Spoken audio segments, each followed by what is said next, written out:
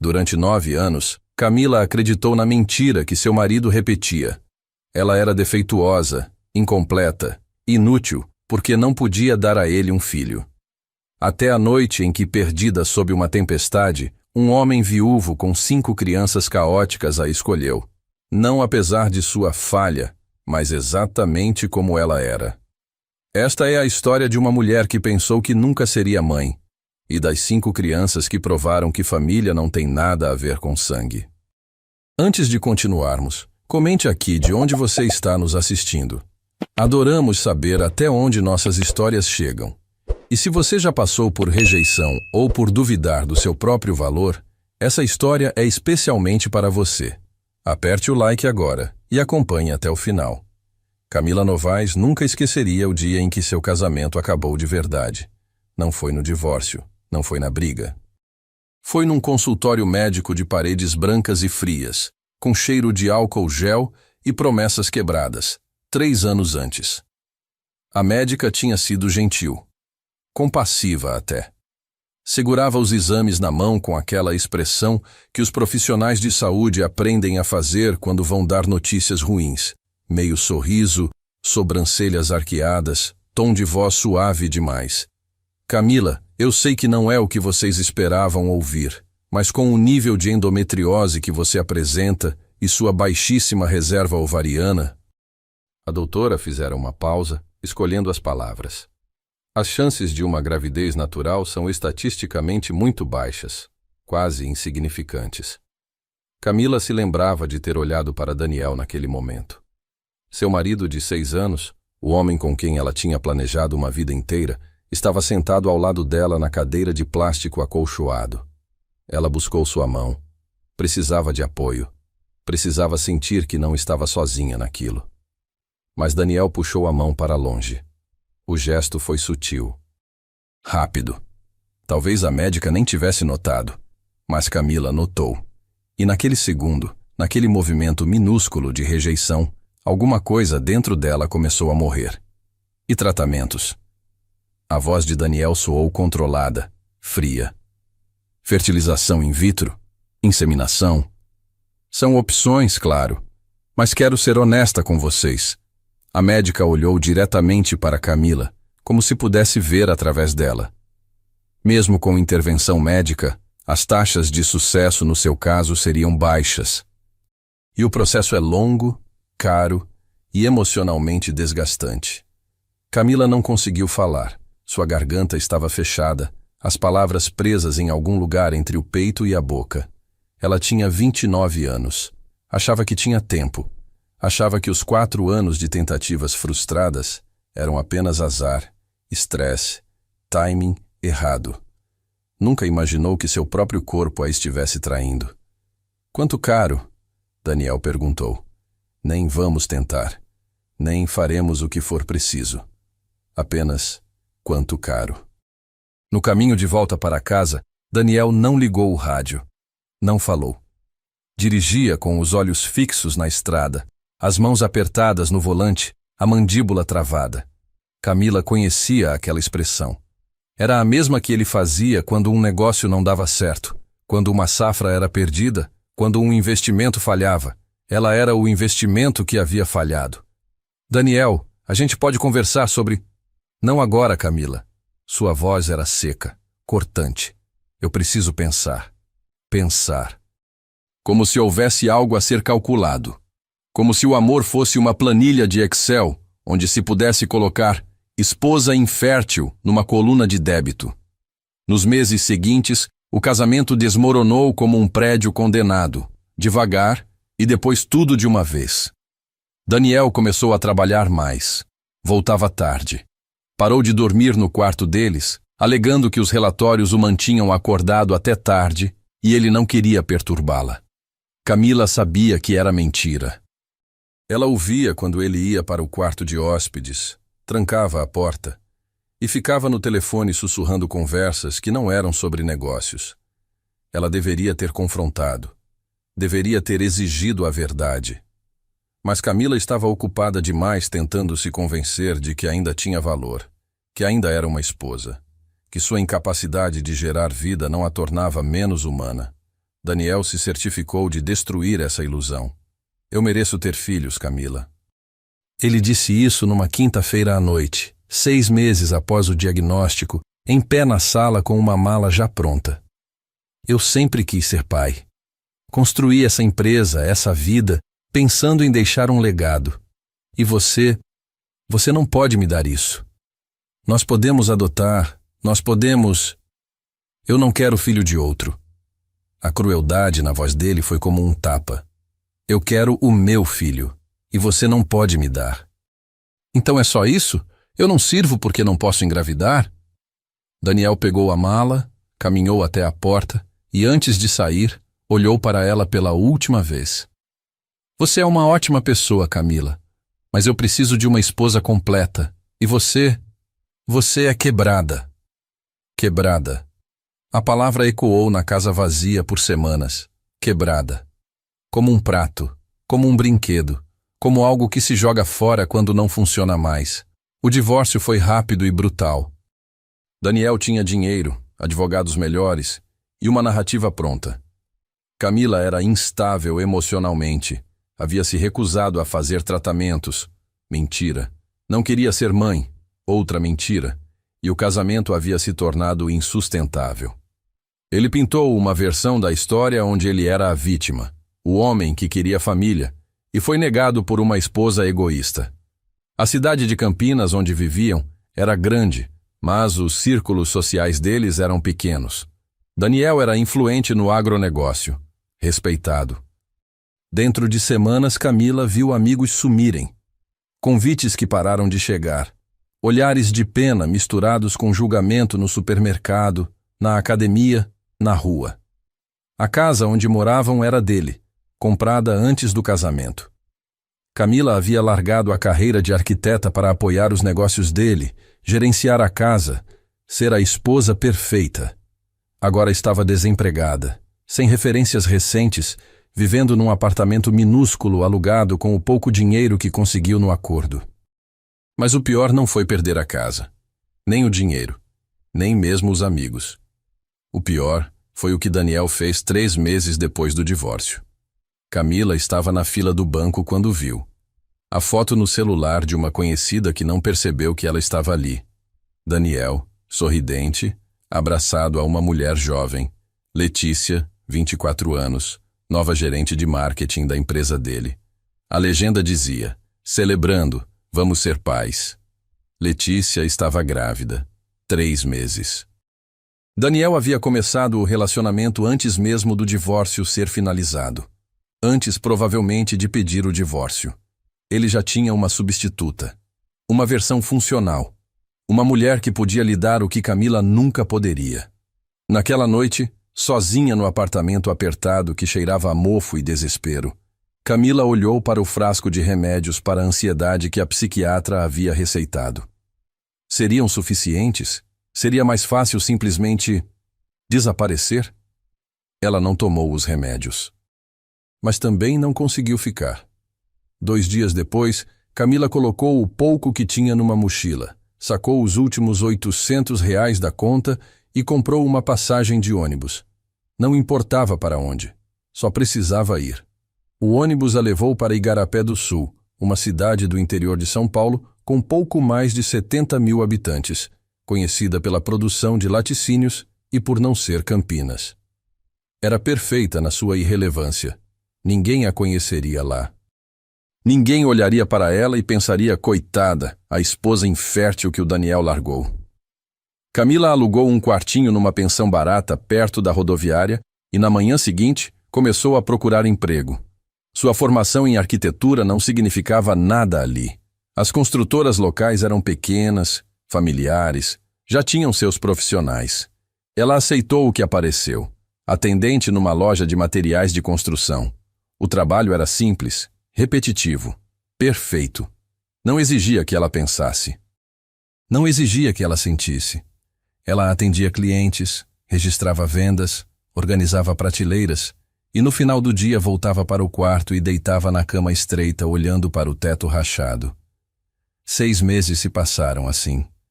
Camila existia, mas não vivia. Era um fantasma andando por dias idênticos, esperando. O quê? Ela não sabia. Até aquela noite de tempestade.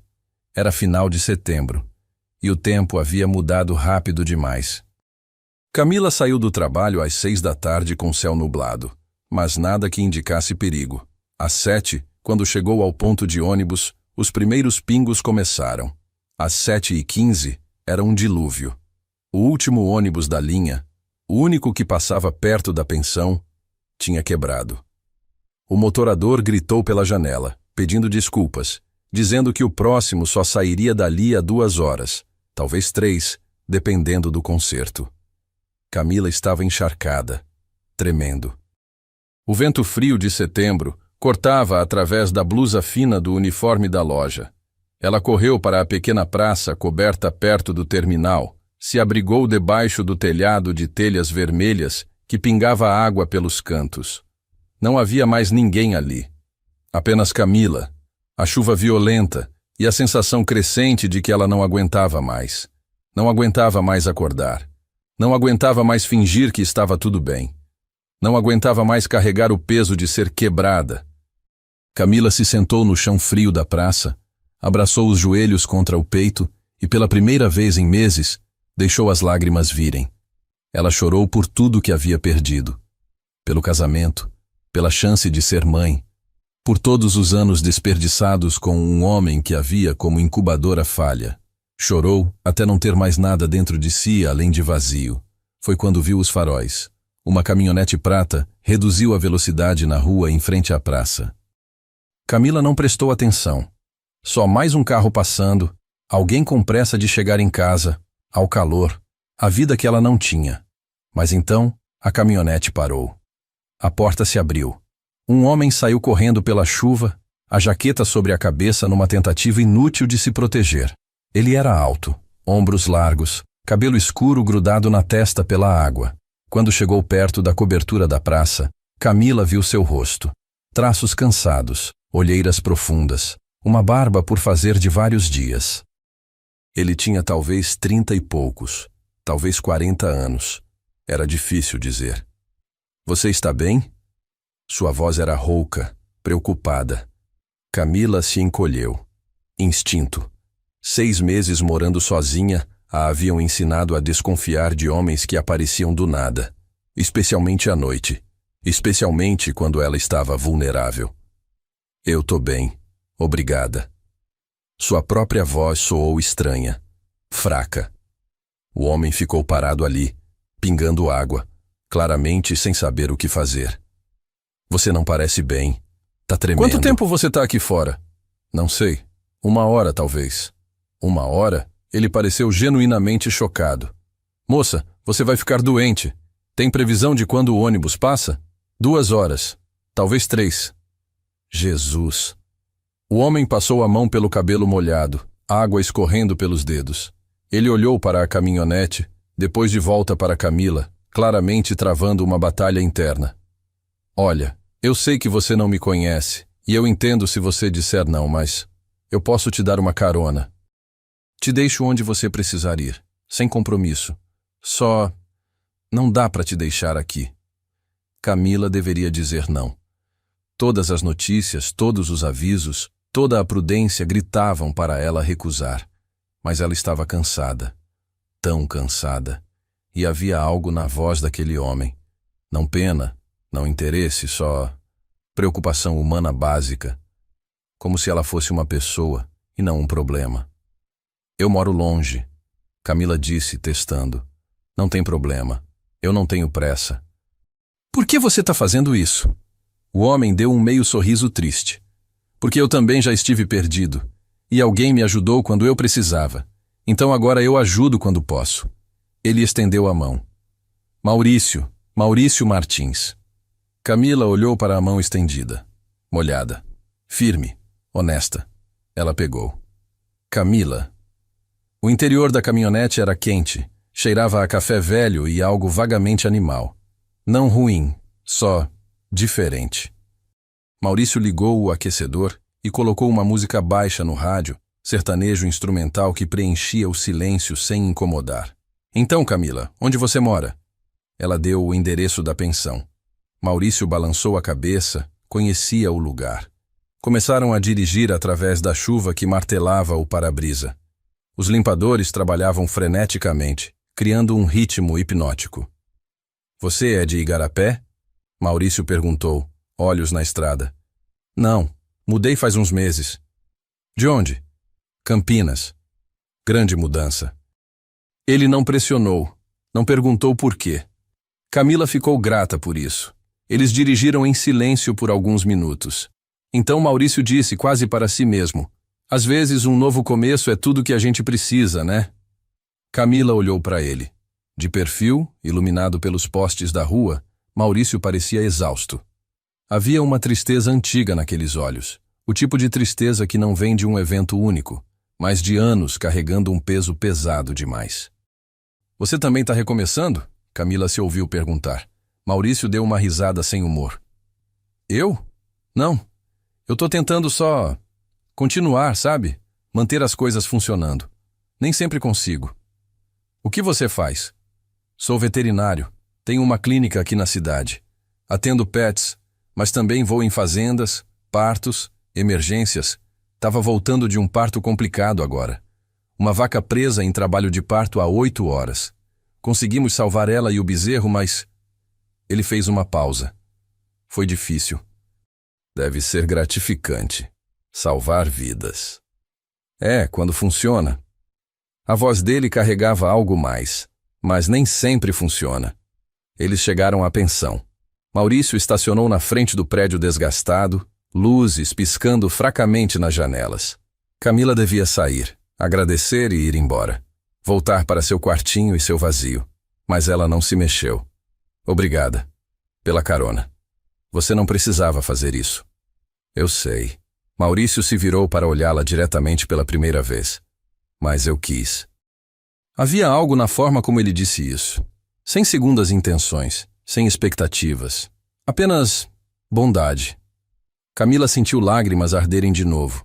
Ela piscou, tentando segurá-las. Desculpa, eu tive um dia difícil. Sua voz rachou. Quer dizer, não foi nem o dia. Foi tudo. Maurício não desviou o olhar. Não ficou desconfortável. Ele apenas esperou. E então, para sua própria surpresa, Camila começou a falar. Não contou tudo. Não o diagnóstico, não a infertilidade, não Daniel especificamente. Mas contou que havia saído de um casamento destruído, que tinha perdido tudo, que estava tentando sobreviver e alguns dias eram mais difíceis que outros. Maurício ouviu. Apenas ouviu. Quando ela terminou, ele ficou em silêncio por um longo momento. Então disse, 6 meses atrás eu estava dirigindo de volta de uma chamada de emergência, tipo hoje. Era noite, tinha chovido. E eu estava tão cansado, tão exausto, que por um segundo considerei não virar o volante numa curva. Só seguir reto, acabar com tudo. Camila ficou congelada. Mas eu virei o volante. Maurício continuou. Porque eu tenho 5 filhos em casa que precisam de mim. E porque eu lembrei que a dor não é permanente. Parece que é. Deus, parece que vai doer para sempre. Mas não é. Ela muda, evolui. E um dia você acorda e percebe que conseguiu dormir a noite toda sem pesadelos. E depois percebe que conseguiu rir de novo. E aos poucos, você vira o volante. Todo santo dia, você escolhe virar o volante. Camila sentiu um soluço subir pela garganta. E se eu não tiver motivo para virar? Maurício a olhou nos olhos. Então encontre um, invente um. Mesmo que seja pequeno, mesmo que seja só, eu quero ver o que acontece amanhã. É suficiente. Eles ficaram sentados ali, 2 estranhos compartilhando dores que não tinham nome, unidos pela tempestade e por aquele momento frágil de humanidade crua. Finalmente Camila abriu a porta. Obrigada, Maurício. De verdade. Não por isso, Camila. Ele hesitou. Então pegou um cartão do porta-luvas. Olha, isso pode parecer estranho, mas... se você precisar de alguma coisa, um trabalho, uma conversa, seja lá o que for, me liga. Camila pegou o cartão. Clínica Veterinária Arca de Noé. Dr. Maurício Martins. Ela saiu da caminhonete e correu para dentro da pensão. No quarto, encharcada e tremendo, Camila olhou para o cartão por um longo tempo. Vire o volante. Talvez. Talvez amanhã ela conseguisse virar o volante. Camila não ligou. Não no dia seguinte, nem no outro. O cartão de Maurício ficou na mesinha de cabeceira do quarto, acumulando poeira ao lado do celular que raramente tocava. Ela o olhava às vezes, geralmente tarde da noite, quando a insônia batia e os pensamentos circulavam como abutres. Pegava o cartão, passava o dedo pelas letras em relevo e se perguntava o que diabos um veterinário viúvo com 5 filhos estaria fazendo, oferecendo ajuda a uma completa estranha. Provavelmente se arrependeu, pensava Camila. Provavelmente chegou em casa e percebeu que tinha sido impulsivo, emocional, e agora torcia para que ela nunca ligasse. 2 semanas se passaram. Outubro chegou com dias mais quentes e noites ainda frias. Camila mantinha sua rotina mecânica: acordar, trabalhar na loja, voltar, dormir, repetir. Uma existência em piloto automático que não exigia nada além de continuar respirando. Até que numa quinta-feira de manhã, seu gerente chamou Camila no escritório. Olha, Camila. Seu Rodrigo era um homem de 50 e poucos anos, barriga proeminente, sempre com camisa xadrez. Ele coçou a nuca, claramente desconfortável. A gente vai ter que fazer alguns cortes. Economia tá ruim, vendas caíram. Você é boa funcionária, mas última a entrar, primeira a sair. Você entende, né? Camila entendeu. Ela sempre entendia. Era dispensável, substituível, quebrada. Quando? Sua voz saiu plana. Final do mês, vou te pagar até lá, mais as férias proporcionais. Sinto muito. Camila voltou para a pensão naquela tarde com uma sensação de déjà-vu sufocante. Era Campinas de novo. Era perder tudo de novo. Era ser jogada fora de novo. Ela se sentou na beirada da cama estreita e fez as contas mentalmente. O dinheiro da rescisão daria para mais 2, talvez 3 meses de aluguel se ela comesse miséria. Depois disso, ela não sabia. Seus olhos pousaram no cartão na mesinha de cabeceira. Não, ela não podia. Era patético, desesperado. Ele tinha oferecido por educação, não porque realmente esperava que ela... O telefone tocou. Camila olhou para a tela. Número desconhecido. Quase ignorou, mas alguma coisa a fez atender. Alô? Camila? A voz era familiar, rouca. Aqui é o Maurício.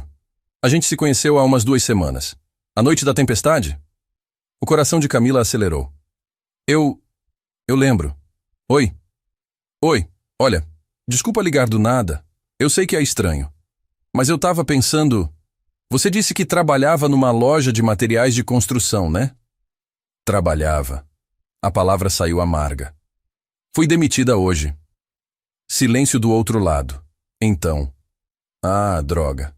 Sinto muito. Não precisa. Faz parte. Não, escuta. A razão da minha ligação...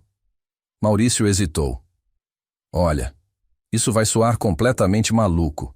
E você tem todo o direito de me mandar a merda, mas... Você falou que já trabalhou com arquitetura, certo? Há muito tempo, por quê? A minha clínica tá um caos.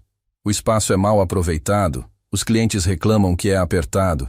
Eu perco tempo procurando coisas porque não tenho organização nenhuma. E eu tenho esse projeto de expansão engavetado faz meses porque não tenho tempo nem cabeça para pensar nisso. Ele falou tudo de uma vez, como se tivesse ensaiado. Eu estava pensando se você não gostaria de dar uma olhada. Tipo, uma consultoria. Te pagaria, óbvio. Não muito, porque a clínica também está apertada, mas... Maurício, Camila o interrompeu. Sim? Por que você está fazendo isso? Outro silêncio. Quando ele falou, sua voz era mais baixa, honesta. Porque eu vi você naquela praça e reconheci alguém que está no fundo do poço. E porque eu sei como é estar lá. E porque... Ele suspirou. Porque eu preciso de ajuda, Camila. De verdade. Não é caridade. Eu tô me afogando aqui e você apareceu justo quando eu precisava de alguém. Camila fechou os olhos. Vire o volante. Quando você quer que eu vá?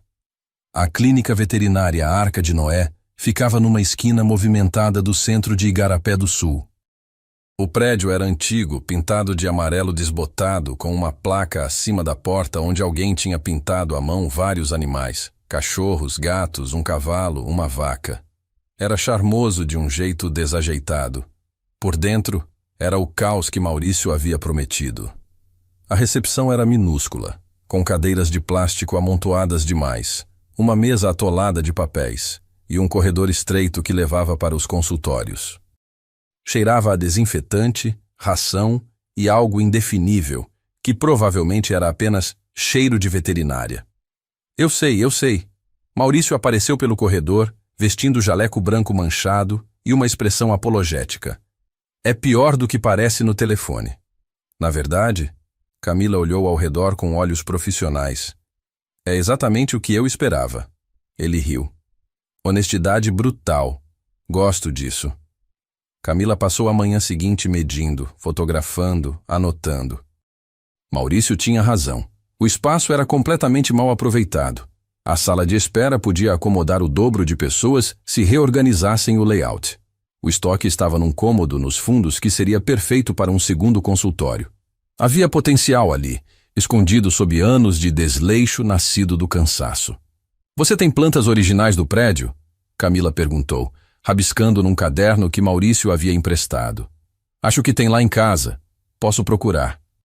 Preciso ver o que é estrutural e o que dá para mexer. E esse projeto de expansão que você mencionou? Maurício fez uma careta. Tá na gaveta da minha mesa há 8 meses. Eu olho para ele e meu cérebro desliga. Posso ver? Ele a levou até o pequeno escritório dele. Mais uma bagunça organizada de arquivos, livros de veterinária e fotos. Muitas fotos. Na parede principal, uma foto grande. Maurício mais jovem, sorridente, ao lado de uma mulher grávida. Muito grávida. A barriga dela era enorme. Impossível. Camila ficou olhando. Não conseguiu evitar. Júlia. A voz de Maurício era suave. Minha esposa. Ela estava com 28 semanas quando essa foto foi tirada. Quintuplos. 4 meninos e uma menina. Quintuplos. Jesus. Maurício. Eu sinto muito. Ela sabia os riscos. Ele estava olhando para a foto também. Os médicos avisaram desde o início. Gravidez múltipla de alto risco. Ofereceram redução seletiva, eliminar alguns embriões para aumentar as chances dos outros. Júlia recusou. São nossos bebês, ela disse. Todos eles. Sua voz ficou áspera. Ela teve pré-eclâmpsia severa. Os bebês nasceram às 32 semanas. Júlia teve complicações no parto, hemorragia. Os médicos tentaram de tudo. Ela morreu 2 dias depois de ver os filhos pela primeira vez. Camila sentiu lágrimas queimarem. E as crianças? Ficaram 2 meses na UTI neonatal. Hoje tem 8 anos. São saudáveis, graças a Deus. Mas... Maurício finalmente desviou o olhar da foto. Eles nunca conheceram a mãe de verdade. E eu? Eu nunca consegui ser pai e mãe ao mesmo tempo. Os 5 moram com você? Moram. Só nós. Eu e eles contra o mundo. Ele deu um sorriso triste. E tá sendo uma batalha perdida. Maurício abriu a gaveta e puxou uma pasta com o projeto de expansão. Camila passou a tarde analisando, fazendo anotações, criando esboços. Era bom estar trabalhando com arquitetura de novo. Fazia alguma coisa dentro dela acordar. Uma parte que ela pensava que tinha morrido em Campinas. Quando o sol começou a baixar, Maurício entrou no escritório com 2 copos de café. Então, tem salvação? Camila mostrou os esboços. Tem, mas vai dar trabalho. E você vai precisar fechar a clínica por pelo menos 1 semana. 1 semana? Ele fez uma careta. Isso é 1 semana sem receita. É 1 semana sem receita para ter o dobro de capacidade depois. Vale o investimento. Maurício estudou os desenhos. a testa franzida em concentração. Finalmente acenou. Ok, vamos fazer. Maurício, eu preciso te perguntar uma coisa. Pergunta. Por que você confia em mim? Você mal me conhece. Ele a olhou diretamente. Instinto. Eu passo a vida lendo animais. Linguagem corporal, sinais sutis. Pessoas não são tão diferentes. E quando eu olhei para você naquela noite, eu vi alguém que estava machucada, mas não quebrada. Tinha luta ali ainda. E eu pensei, se ela pode lutar, talvez eu também possa. Camila sentiu algo se mexer no peito. Eu não sei se sou tão forte quanto você acha. Ninguém sabe. Até que precisa ser. Naquela noite, Maurício insistiu em dar carona para Camila de novo. No caminho, ele falou mais sobre as crianças. Pedro, o líder responsável. Lucas, o quieto. Gabriel, o problemático. Mateus, o sensível. E Helena, a única menina e a mais difícil de todas. Ela me odeia, Maurício disse simplesmente. Quer dizer, ela não odeia. Mas há uma raiva ali, sabe? Uma coisa que eu não sei como alcançar. Ela culpa você pela morte da mãe? Provavelmente. Eu me culpo, então faz sentido que ela também culpe. Maurício. Camila hesitou. Você já considerou terapia? Para você e para eles? Considerei. Tentei.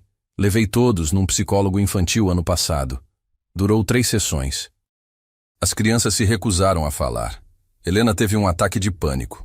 Gabriel quebrou uma cadeira. Foi traumático. Ele suspirou. Eu não forcei. Talvez devesse ter forçado. Eles chegaram à pensão. Maurício estacionou, mas não desligou o motor. Camila, eu sei que você foi contratada só para mexer na clínica, mas...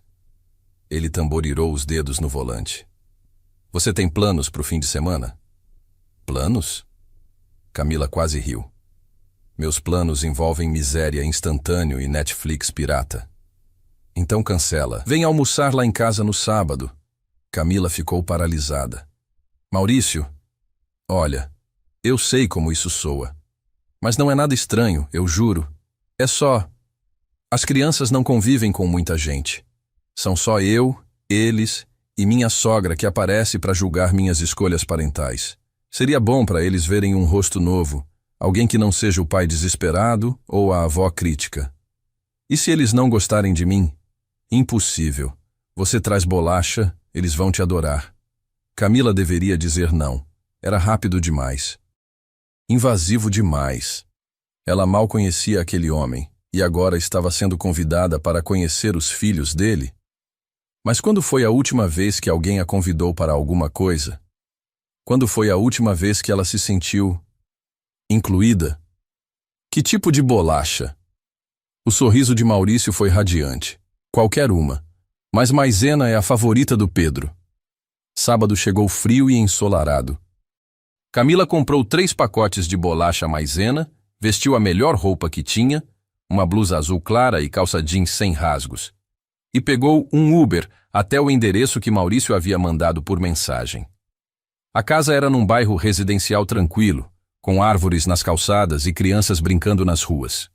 Uma casa de 2 andares, pintada de verde claro, com um jardim frontal que claramente precisava de atenção.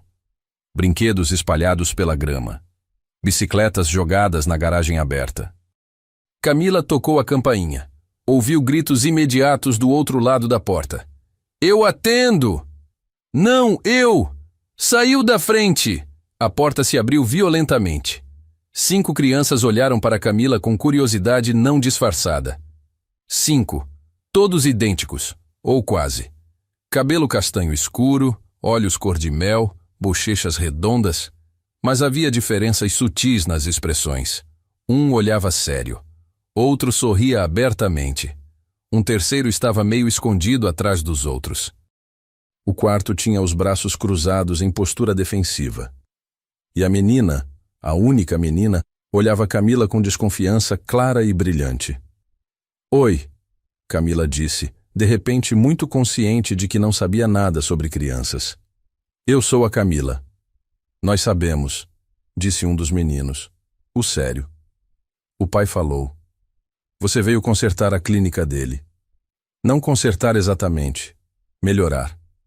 É a mesma coisa. A menina falou pela primeira vez. Sua voz era afiada. Quando as coisas estão quebradas, você conserta. Maurício apareceu atrás das crianças, limpando as mãos num pano de prato. Pessoal, espaço. Deixa a moça entrar. Ele olhou para Camila com expressão apologética. Desculpa, eles não têm filtro nenhum. Tudo bem. Camila estendeu o saco com as bolachas. Trouxe suborno. Os olhos de todas as 5 crianças se iluminaram simultaneamente. Bolacha! Maisena! É minha! Não é não! Divide! Maurício pegou o saco antes que virassem guerra. Todo mundo ganha, depois do almoço. Ele olhou para cada criança. Lembram do combinado? Comportamento civilizado. Pedro? O menino sério assentiu. Comportamento civilizado. Entendido. Lucas? Um aceno silencioso. Gabriel? Pausa. Tá. Mateus? Um sorriso tímido. Sim, pai. Helena? A menina revirou os olhos. Entendi, pai. Não precisa fazer chamada. Maurício suspirou. Ótimo. Camila, bem-vinda ao caos. Ele não estava exagerando. O almoço foi uma experiência sensorial. 5 crianças falando ao mesmo tempo, brigando por atenção, fazendo perguntas sem esperar respostas, derramando coisas, rindo, discutindo.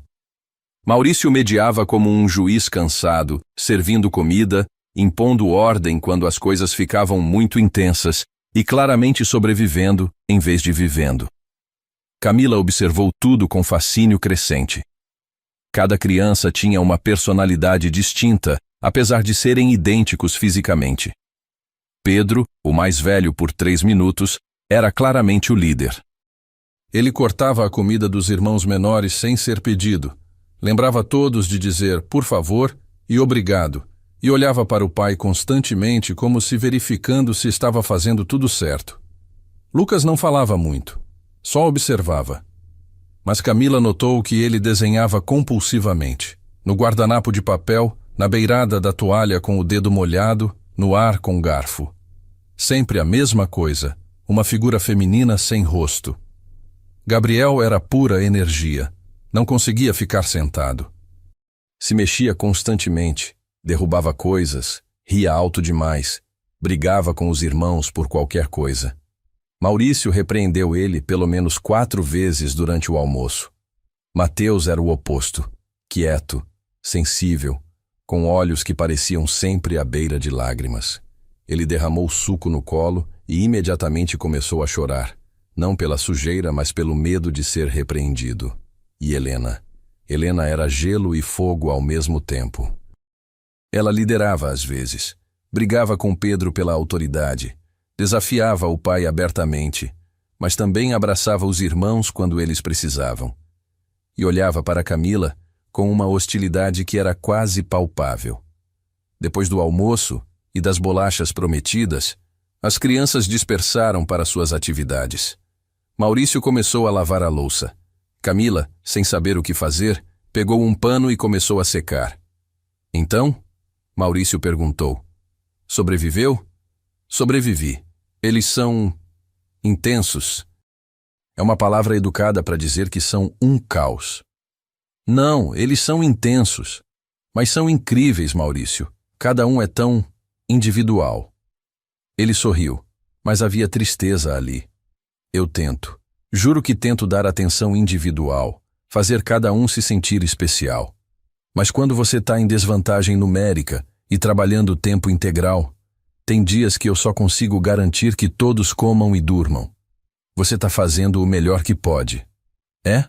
Porque parece que meu melhor não é suficiente. Antes que Camila pudesse responder, um grito veio da sala. Pai, o Gabriel quebrou meu desenho. Não quebrei, ele deixou no chão. Você fez de propósito.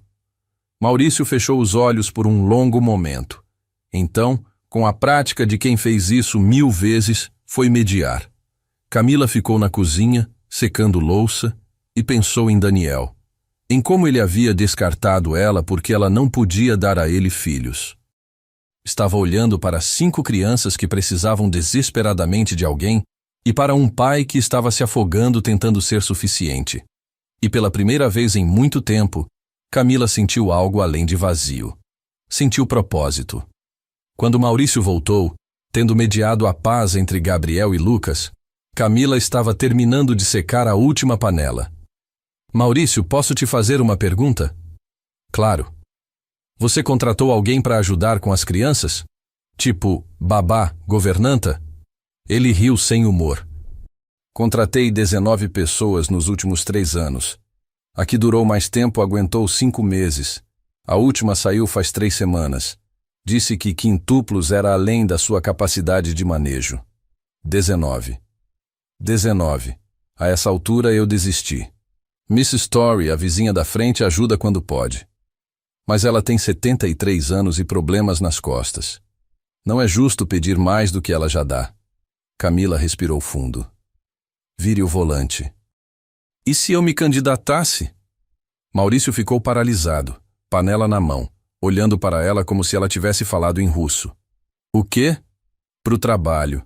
Eu não tenho emprego. Você precisa de ajuda. Eu poderia tentar, com as crianças e com a casa. E você me pagaria em alojamento e uma ajuda de custo, como a gente discutiu antes. Camila, você não precisa. Eu sei. Mas eu quero. E era verdade. Ela queria. Eu não prometo ser boa nisso. Nunca cuidei de crianças na vida. Mas eu prometo tentar. E aparecer. E não desistir na primeira semana. Maurício a olhou por um longo momento. Naqueles olhos cansados, Camila viu esperança. E medo. Medo de acreditar que alguém realmente ia ficar. Você tem certeza? Tenho. As crianças são difíceis. Helena especialmente. Ela vai te testar. Vai ser cruel às vezes. Eu aguento. E eu não posso pagar muito. Maurício. Camila o interrompeu. Eu preciso disso tanto quanto você. Talvez mais. Então para de tentar me convencer a não aceitar. Ele riu. Uma risada real, leve, que transformou seu rosto. Ok. Mais uma semana de teste. Para você ver se aguenta. Para eles verem se gostam de você. Sem compromisso. Combinado. Eles apertaram as mãos. E naquele momento, na cozinha bagunçada de uma casa cheia de barulho e vida, Camila sentiu algo que não sentia há meses. Esperança. Pequena. Frágil. Mas ali. A primeira semana de Camila na casa dos Martins foi guerra. Helena garantiu que fosse guerra. No primeiro dia, Camila acordou às 6 da manhã para preparar café da manhã. Encontrou Helena já na cozinha, preparando cereais para os irmãos com eficiência militar. Não precisa, a menina disse sem olhar para Camila. A gente se vira sozinho há 3 anos. Não precisa de você. Camila engoliu a resposta defensiva que subiu pela garganta. Eu sei que vocês se viram, mas agora eu tô aqui para ajudar. A gente não pediu ajuda. Seu pai pediu. Helena finalmente a olhou. Meu pai é fraco. Ele desiste fácil. E você vai desistir também. Todas desistem. Todas. 19 babás em 3 anos. 19 mulheres que haviam olhado para aquelas 5 crianças e decidido que não valia a pena. Eu não vou desistir, Camila disse, surpreendendo a si mesma com a convicção na voz. Helena sorriu. Não foi um sorriso bonito. Vamos ver. No segundo dia, Camila descobriu que todas as suas roupas, lavadas e dobradas cuidadosamente, haviam sido acidentalmente jogadas no quintal durante um jogo de futebol. Gabriel jurou que foi sem querer. Helena não disse nada, mas seu sorriso satisfeito falou volumes. No terceiro dia, Mateus derramou tinta guache vermelha no tapete da sala durante um projeto de escola. Ele chorou tanto que Camila passou 1 hora consolando ele enquanto tentava limpar a bagunça. Mais tarde, descobriu que Helena havia diluído propositalmente a tinta para que ficasse mais aguada e difícil de controlar. No quarto dia, Lucas perdeu o caderno de desenhos. Camila revirou a casa inteira procurando. Viu as lágrimas silenciosas escorrendo pelo rosto do menino e finalmente encontrou o caderno no lixo, rasgado ao meio. Helena disse que foi Gabriel. Gabriel disse que foi Helena.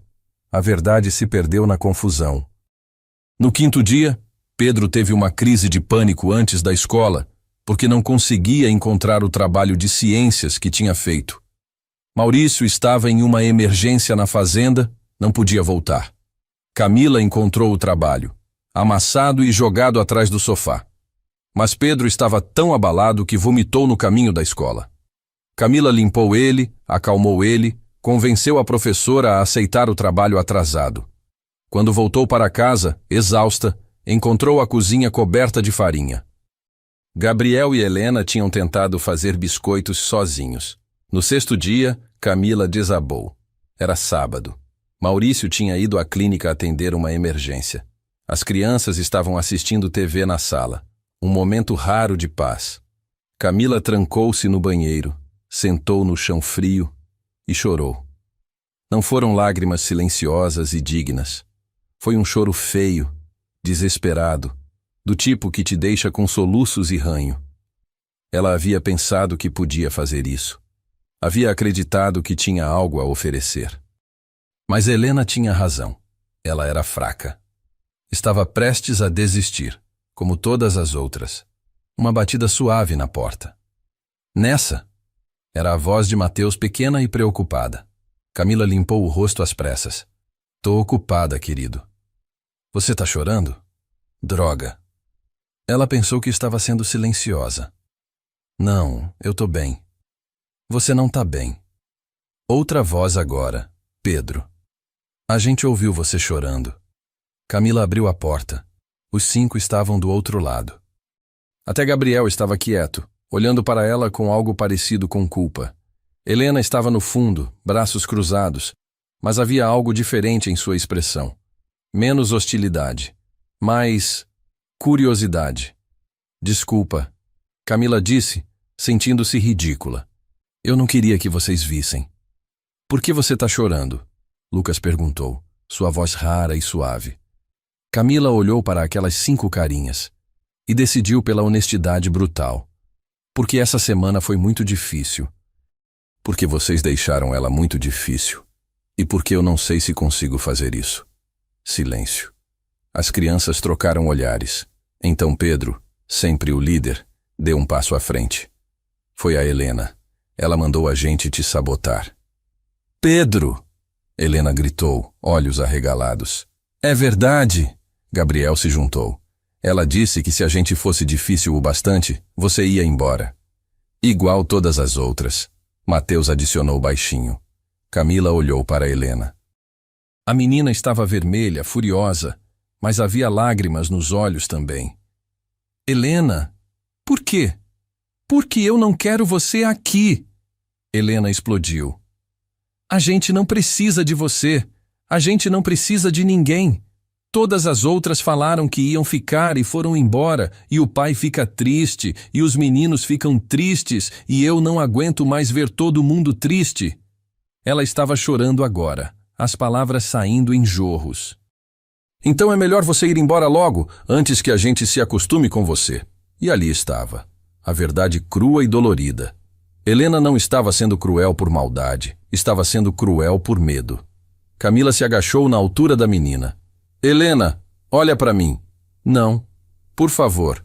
Relutante, Helena levantou os olhos vermelhos de lágrimas. Você tem razão, Camila disse. Todas as outras foram embora. E eu entendo porque você tá com medo que eu vá embora também. Mas sabe o que mais? Eu também tô com medo. Helena piscou, confusa. Do quê? De não ser boa o suficiente. De falhar. De vocês não gostarem de mim. Camila sentiu suas próprias lágrimas voltarem. Helena, eu passei a minha vida inteira sendo rejeitada. Sendo tratada como se eu fosse defeituosa, quebrada, sem valor. E quando seu pai me ofereceu essa chance, eu pensei que talvez eu pudesse ser útil. Que eu pudesse importar para alguém. Mas essa semana me fez lembrar de todas as vezes que me disseram que eu não era suficiente. A hostilidade no rosto de Helena começou a rachar. Quem disse que você era quebrada? Meu ex-marido. As palavras saíram antes que Camila pudesse censurá-las. E uma vez que começou, não conseguiu parar. Nós fomos casados por 9 anos. Ele queria filhos. Eu também queria. Mas eu não posso ter bebês. Meu corpo não funciona direito para isso. E quando ele descobriu, ele me deixou. Disse que eu era defeituosa, inútil, que ele merecia uma esposa completa, e eu era quebrada. 5 pares de olhos olhavam para ela agora com intensidade dolorosa. Mas você não é quebrada, Mateus disse, voz trêmula. Você é legal. Você faz panquecas boas, Gabriel adicionou. Era talvez o maior elogio que ele tinha dado a alguém. Você achou meu caderno quando todo mundo desistiu de procurar. Lucas, sempre observador. Você não gritou quando eu vomitei no carro. Pedro parecia genuinamente impressionado por isso. E Helena, a feroz Helena, deu um passo à frente. Suas mãos pequenas pegaram o rosto de Camila, forçando o contato visual. Se ele te deixou porque você não pode ter bebês, a menina disse com uma sabedoria muito além dos seus 8 anos. Então ele era o idiota, não você. Camila soltou um riso molhado. Você não deveria chamar adultos de idiota. Mas eu tô certa? Sim, você tá certa. Helena a abraçou então. De repente, forte. Um abraço desesperado de criança que estava segurando o mundo inteiro nos ombros pequenos. E então as outras crianças se juntaram. 5 corpos pequenos pressionando contra Camila num abraço coletivo que quase a derrubou. Não vai embora. Helena sussurrou contra o ombro de Camila. Por favor, a gente vai ser bonzinho. Eu prometo. Só não vai embora. Eu não vou. Camila apertou todos eles mais forte.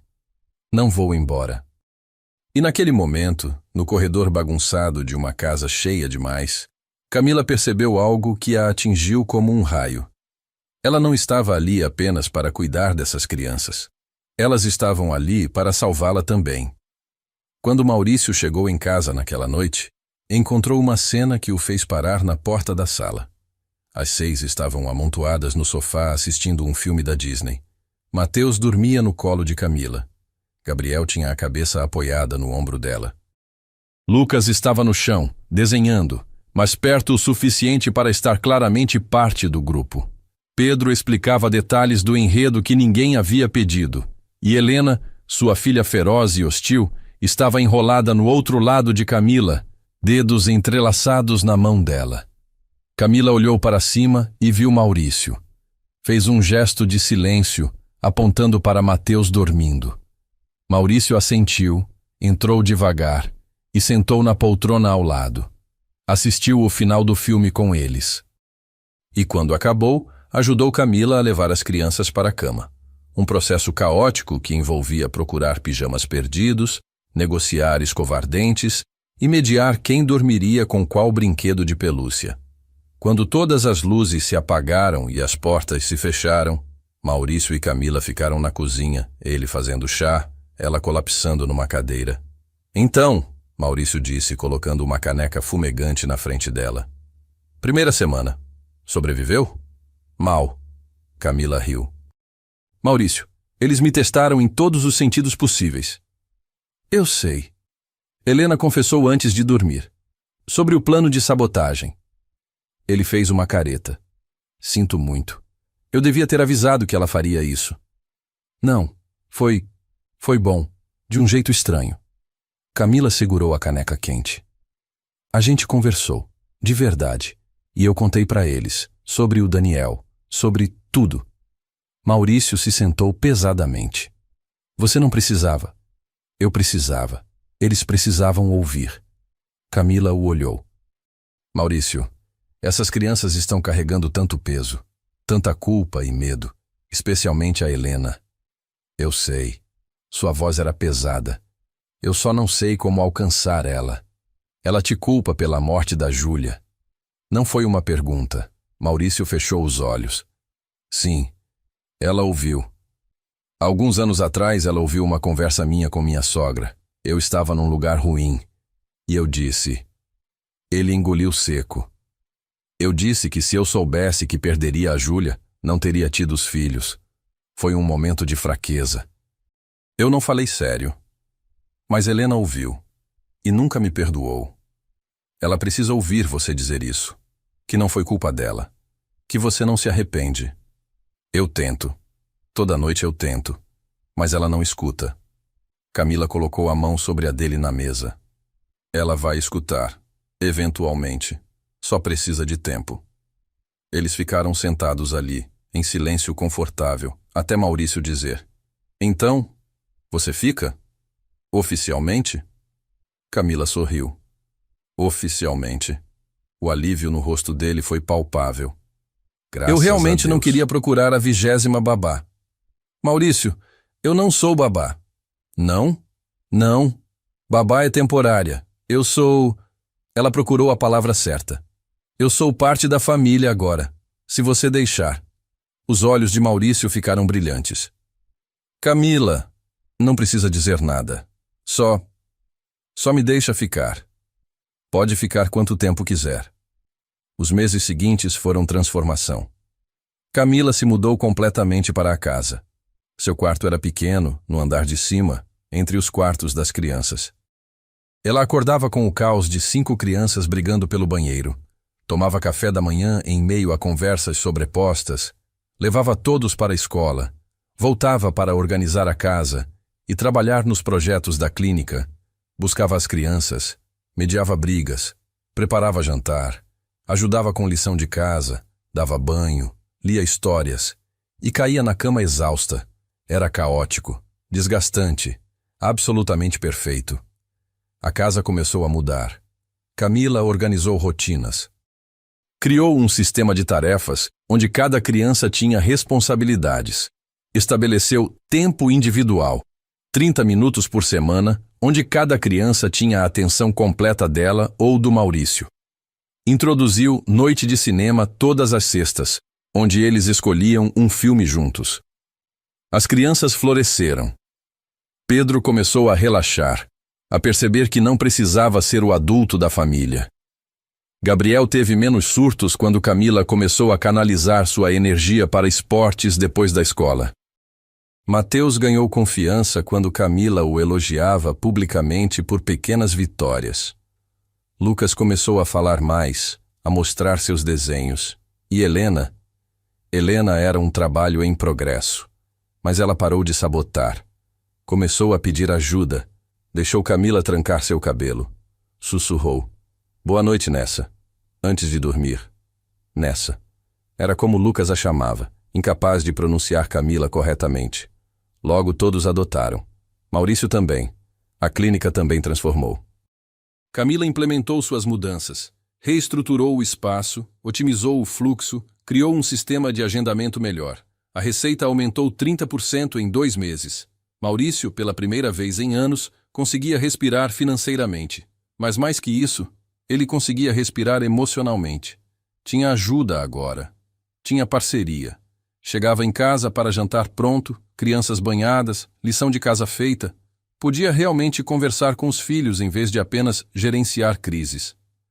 Podia dormir 7 horas por noite. Podia viver. E em algum ponto, entre jantares compartilhados e piadas internas, e mãos se tocando acidentalmente ao lavar louça, algo mudou entre ele e Camila. Maurício começou a notar coisas, a forma como ela ria das piadas ruins de Gabriel, a paciência infinita que tinha com Mateus, a forma como segurava Helena quando a menina tinha pesadelos, a forma como seus olhos brilhavam quando ela falava sobre os projetos da clínica, a forma como ela o olhava às vezes, rápido, quase envergonhada, quando ela achava que ele não estava percebendo. Camila notava coisas também. A forma como Maurício era gentil até quando estava exausto. Como ele sempre ouvia, realmente ouvia, quando alguém falava. Como suas mãos eram firmes, mas suaves ao cuidar dos animais.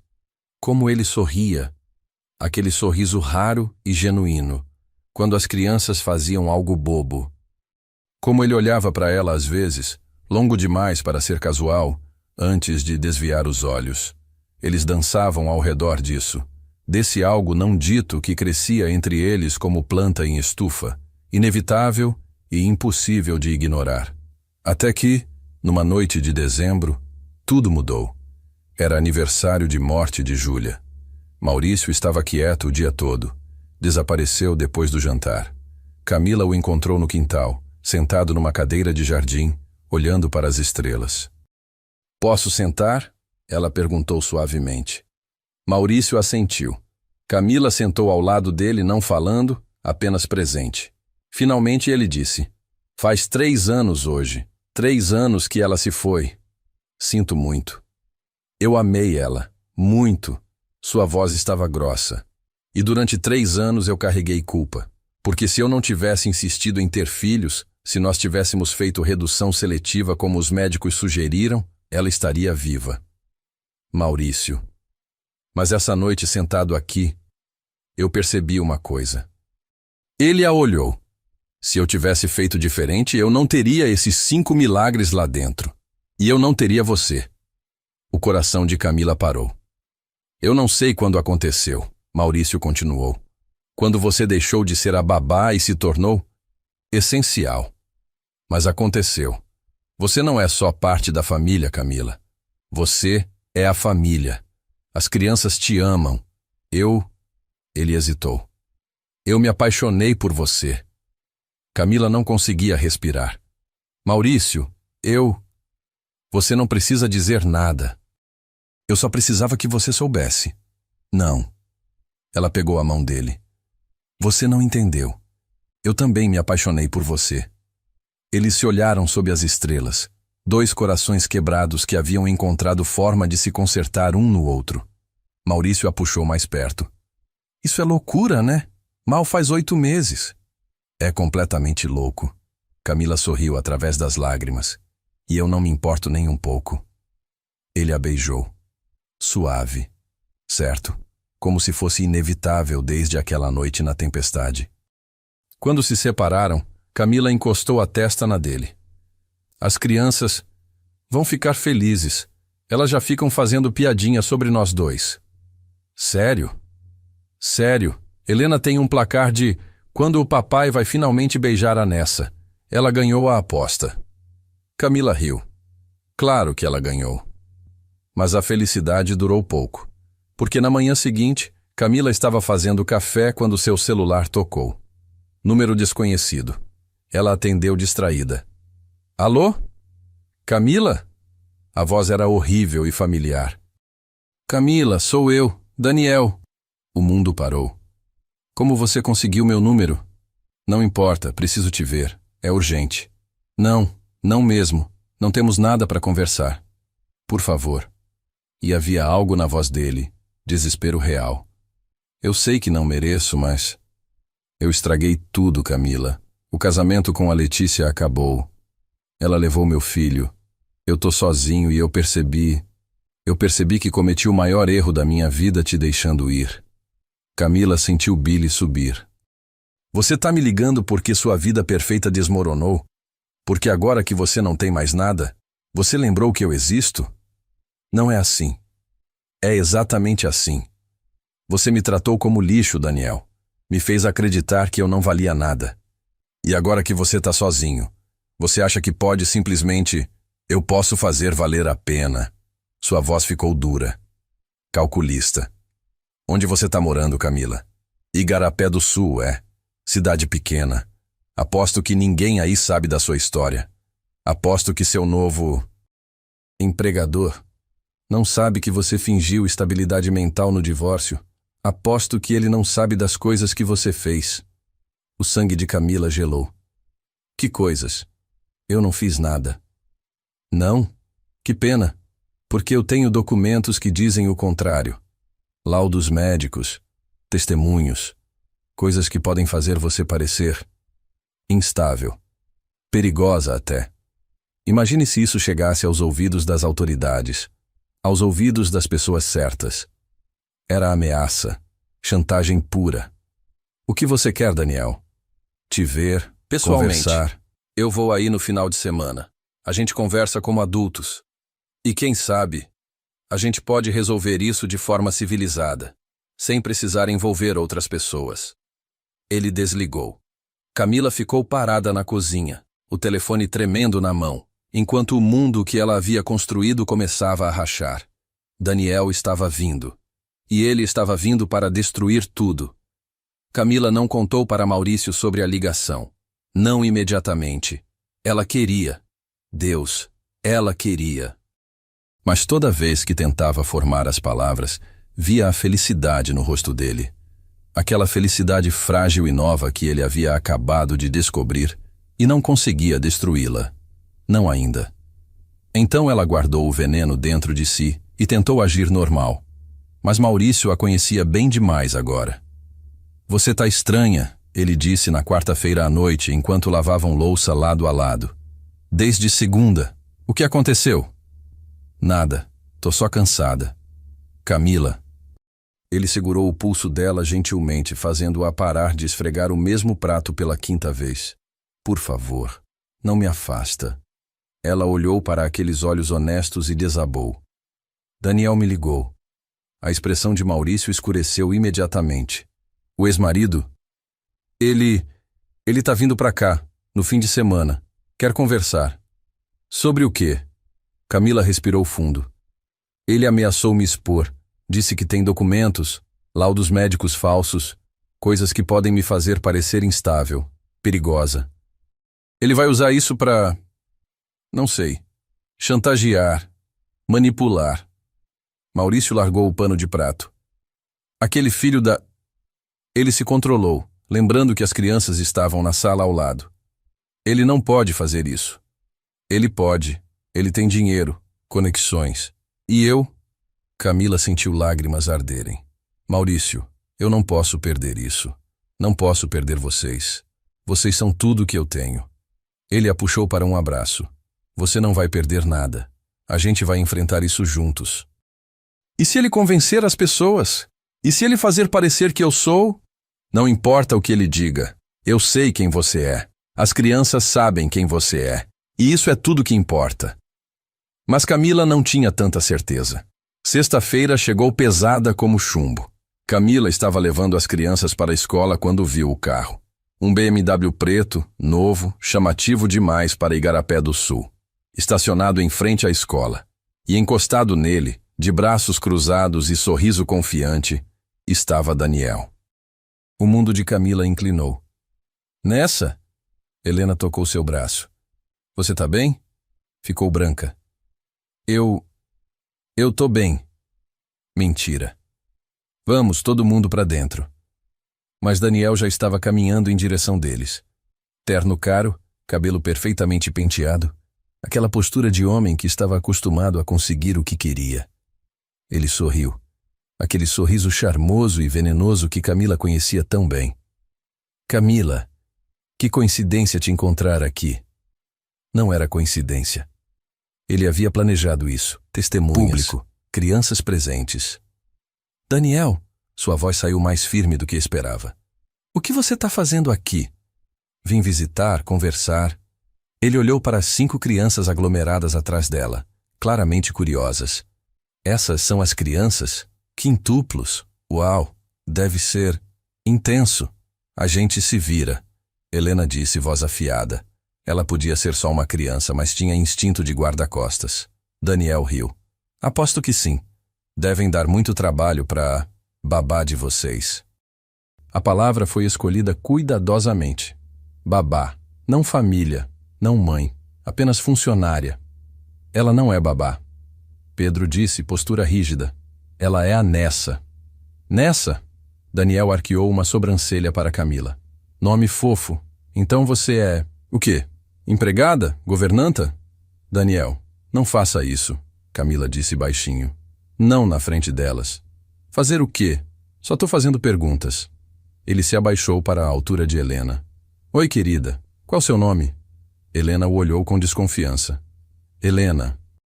Helena, nome bonito. Me diz uma coisa, Helena. Você sabia que a Camila já foi casada comigo? O silêncio que se seguiu foi cortante. Ela foi? Gabriel perguntou, olhando para Camila com confusão. Foi sim. Daniel continuou, voz doce como veneno. por 9 anos. Mas a gente se separou porque... Bem, essas coisas acontecem, né? Às vezes as pessoas não são quem dizem ser. Chega. Camila agarrou a mão de Helena. Crianças, entrem na escola. Agora. Mas... Pedro começou. Agora. A urgência na voz dela os fez obedecer. As 5 crianças entraram correndo pela porta da escola, mas Camila viu Helena olhando para trás, preocupação evidente no rosto. Assim que eles sumiram de vista, Camila se virou para Daniel. Como você ousa usar as crianças assim? Eu não usei ninguém. Só vim visitar minha ex-esposa. Ele sorriu. Aliás, sobre isso, precisamos conversar. Sobre você, sobre sua situação atual.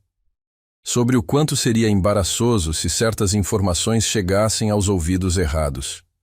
Que informações? Você tá blefando. Tô? Ele puxou um envelope do bolso interno do paletó. Laudos psiquiátricos de quando você teve aquele surto durante o divórcio. Lembra?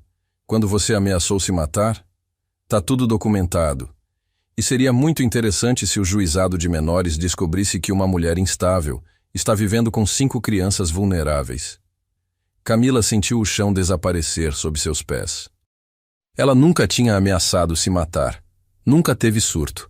Mas Daniel tinha dinheiro suficiente para fazer parecer que sim. O que você quer? Já disse. Conversar, jantar. Hoje à noite. Sozinhos. A gente discute opções. Eu não vou jantar com você. Daniel se inclinou mais perto, voz baixa e ameaçadora. Então eu volto amanhã e vou direto no conselho tutelar. Você escolhe.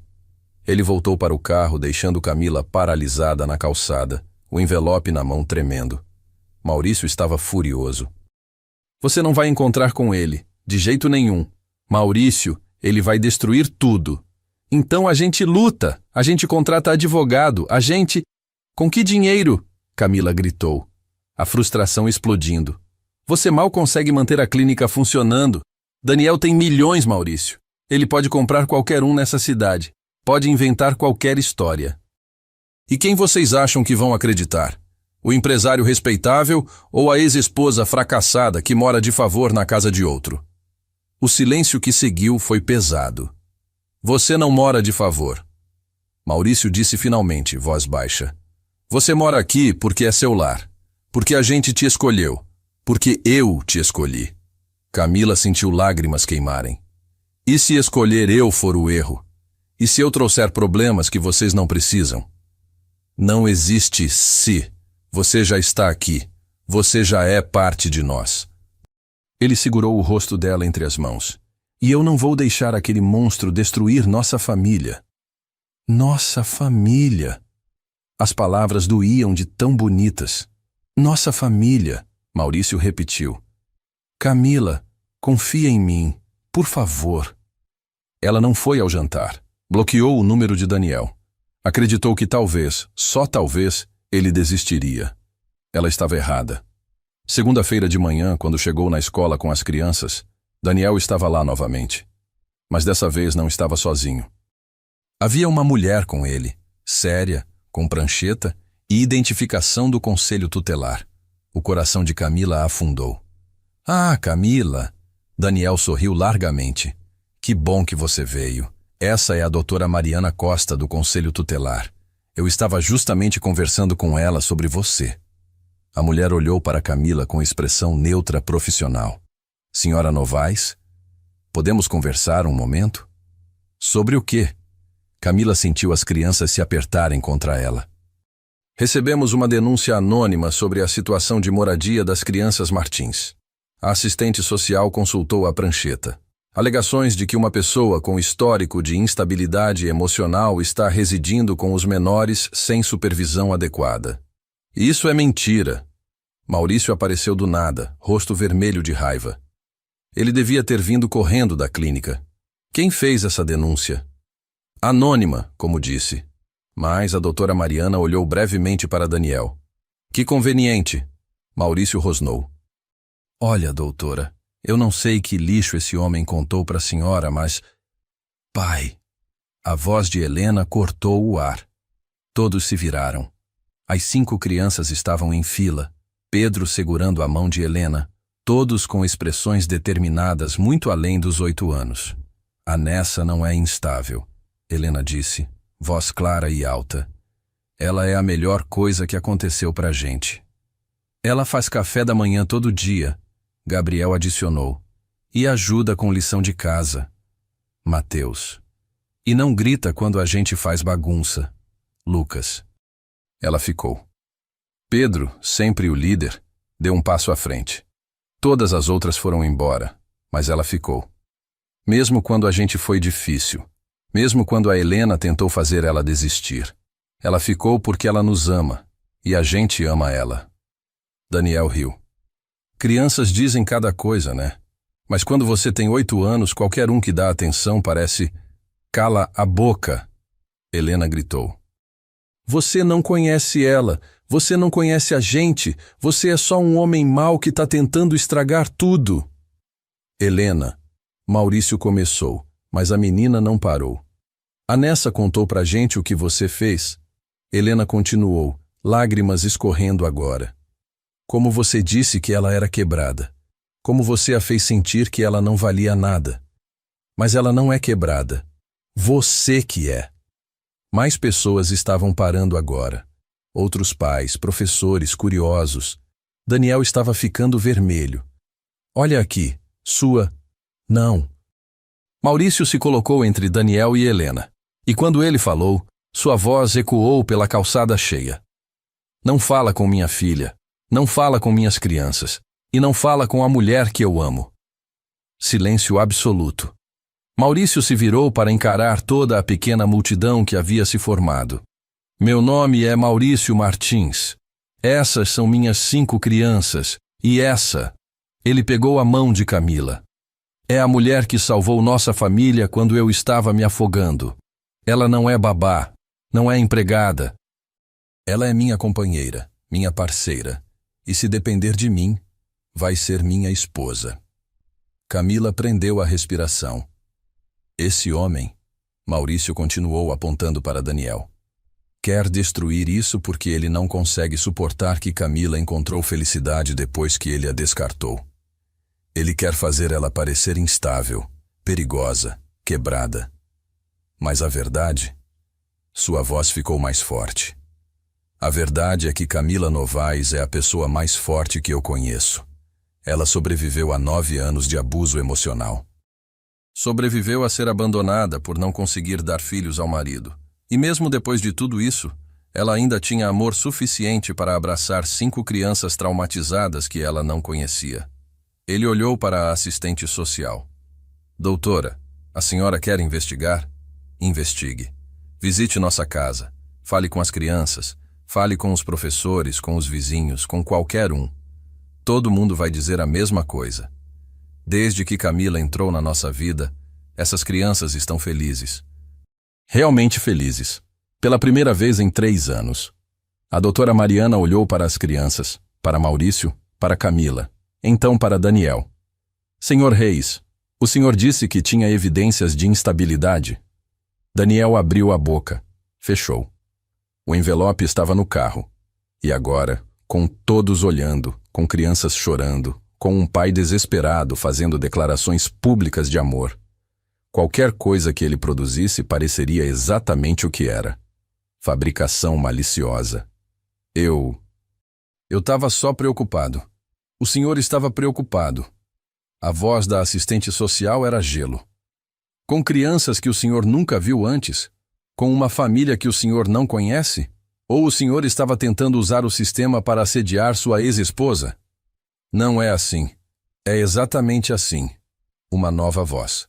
Miss Story, a vizinha idosa, tinha aparecido na multidão. Eu conheço essa família faz 3 anos. Vi aquele homem. Ela apontou para Maurício. Tentando sobreviver sozinho. Vi ele desmoronando. E vi essa moça, apontando para Camila. Trazer vida de volta para aquela casa. As crianças riem agora. Riem. Vocês têm ideia do presente que isso é? Outras vozes se juntaram. A professora das crianças, clientes da clínica, vizinhos, um por um, testemunhando. Daniel percebeu que perdeu. Sua expressão passou de confiante para furiosa para finalmente derrotada. Isso não acabou. Ele cuspiu, olhando para Camila.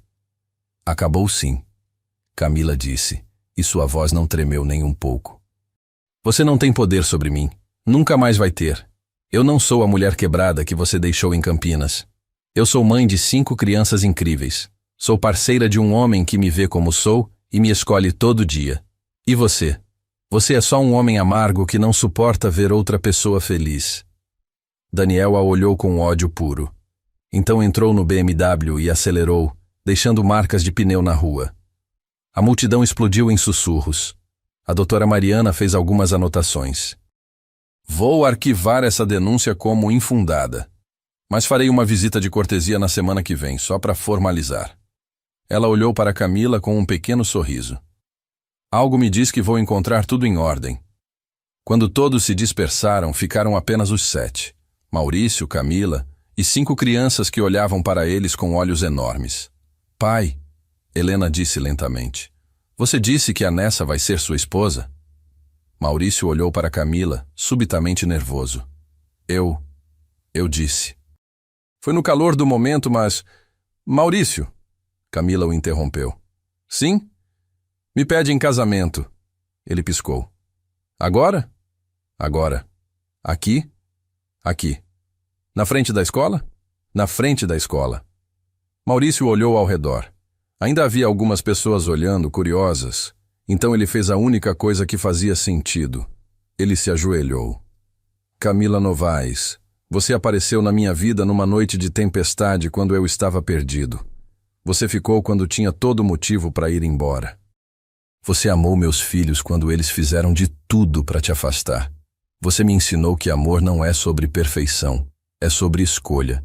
E eu escolho você, todo dia, para sempre. Ele sorriu. Você aceita casar comigo? Camila estava chorando, rindo, ambos ao mesmo tempo.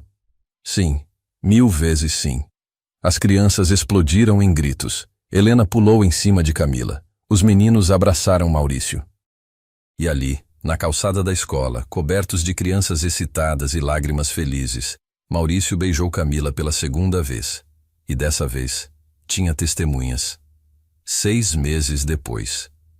O jardim dos fundos da casa estava decorado com flores simples, margaridas, girassóis, rosas brancas, cadeiras dobráveis em fileiras, não mais que 30 pessoas, pequeno, íntimo, perfeito. Camila estava num vestido simples de renda branca, cabelo solto com flores entrelaçadas. Não era um vestido de noiva tradicional, era melhor, era ela. As 5 crianças estavam ao redor dela. Helena e Mateus como daminhas, vestidos combinando em lavanda. Pedro, Lucas e Gabriel como pajens, ternos pequenos levemente grandes demais. Você tá linda nessa, Helena disse, ajeitando uma flor no cabelo dela. Você também tá linda, meu amor. Eu tô nervosa, Gabriel admitiu. Por quê? E se eu derrubar as alianças? Então a gente pega e continua. Camila sorriu. Nada pode estragar esse dia. A música começou. Camila caminhou pelo jardim. Não tinha pai para acompanhá-la, mas tinha algo melhor. Tinha 5 crianças, uma de cada lado, todos caminhando juntos em direção a Maurício. Ele estava embaixo de um arco coberto de era, de terno simples, olhos já vermelhos, antes mesmo dela chegar. Quando ela ficou ao lado dele, ele sussurrou. Você é a coisa mais linda que eu já vi. Você também. A cerimônia foi curta, votos simples, mas honestos. Quando chegou a hora das alianças, Gabriel as entregou sem derrubar. Quando o celebrante disse, pode beijar a noiva, as crianças gritaram tão alto que assustaram os passarinhos nas árvores. Na festa depois, música, comida, dança, Camila pegou Helena de lado. Posso te contar um segredo? Helena assentiu. Quando eu casei com o Daniel, eu achei que aquilo era meu final feliz. Eu estava errada. Meu final feliz começou numa noite de tempestade quando seu pai parou o carro para ajudar uma estranha. E se completou quando 5 crianças incríveis me escolheram de volta. Helena abraçou ela, forte. Você vai ser nossa mãe agora? De verdade? Se vocês quiserem. A gente quer. Helena puxou os irmãos. Certo, gente. 4 vozes em uníssono. A gente quer.